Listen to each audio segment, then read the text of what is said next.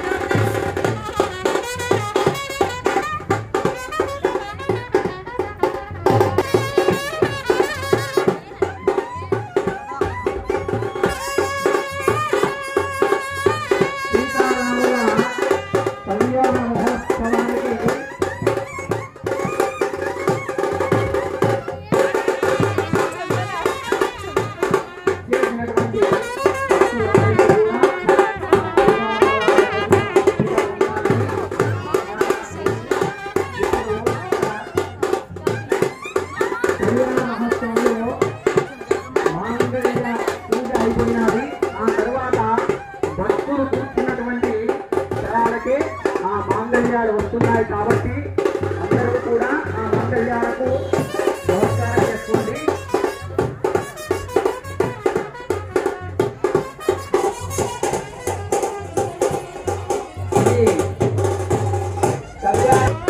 కాబట్టి ఆ హోదాలో మీ అందరి దగ్గరికి కూడా ఆ మంగళ్యాలను తీసుకొస్తున్నారు. అందరూ కూడా చక్కగా నమస్కారం చేసుకోండి. మనస్సులో శ్రీరామనామం జపిస్తూనే ఉండాలి. ఈ మండపం దగ్గర కూర్చున్నంత అందరు సరే ఎవరెవరి కార్యరూపం ఏదైనా ఉంటే ఉండవచ్చు, లేకపోయినా ఇళ్లల్లో కూర్చొని ఉండే కంటే కూడా రామకార్యంలో మేము కూడా పాలు పంచుకున్నామనే భావనతో మనం వస్తే ఆ రాముల వారి దయ కృప అన్నీ కూడా మన మీద ఉంటాయి. దానివల్ల మనకే కాదు మన ముంతరాలకు కూడా మంచి జరుగుతూ ఉంటుంది. ఒక్కసారి రామనామం జపిస్తేనే చాలు మనం చేసిన పాపాలన్నీ కూడా పోతాయి.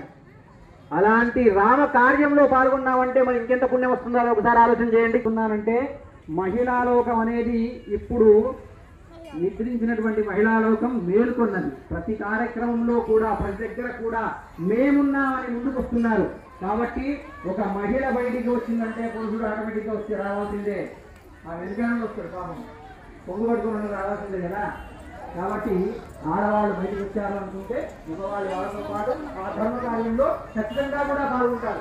కాబట్టి ఆడవాళ్ళే లోపలనే కూర్చొని ఏం పోతో పాటు ఇంకెవడి కాదు పని అంతా అని చెప్పేసి అన్నారు అనుకోండి. ఎవరు వేశారు తాము బయట రామ జయ జయ రామ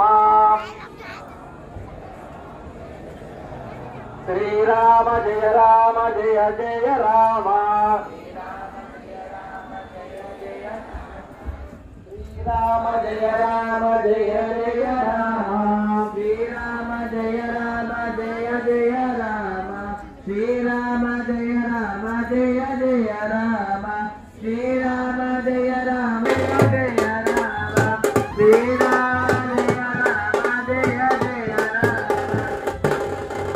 జయ రామ జయ జయ రామ శ్రీరామ జయ జయ రామ శ్రీరామ జయ రామ జయ జయ రామ శ్రీరామ జయ రామ జయ జయ రామ శ్రీరామ జయ రామ జయ జయ రామ శ్రీరామ జయ రామ జయ జయ రామ జయ రామ జయ జయ రామ శ్రీరామ జయ రామ. ఈ మాంగళ్యాన్ని కురిస్తున్నాను చేతులు జోడించి ఆ మాంగళ్యాలకు ఒకసారి నమస్కారం చేసుకోండి. ఇప్పుడు మాంగళ్య ధ్యానం జరుగుతుంది.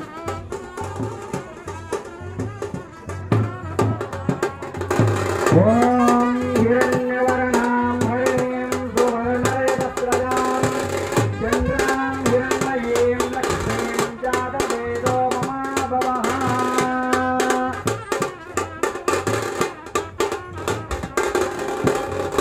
ఆ చివరిలో ఉన్నవారు కూడా ఒకసారి నమస్కారం చేసుకోండి.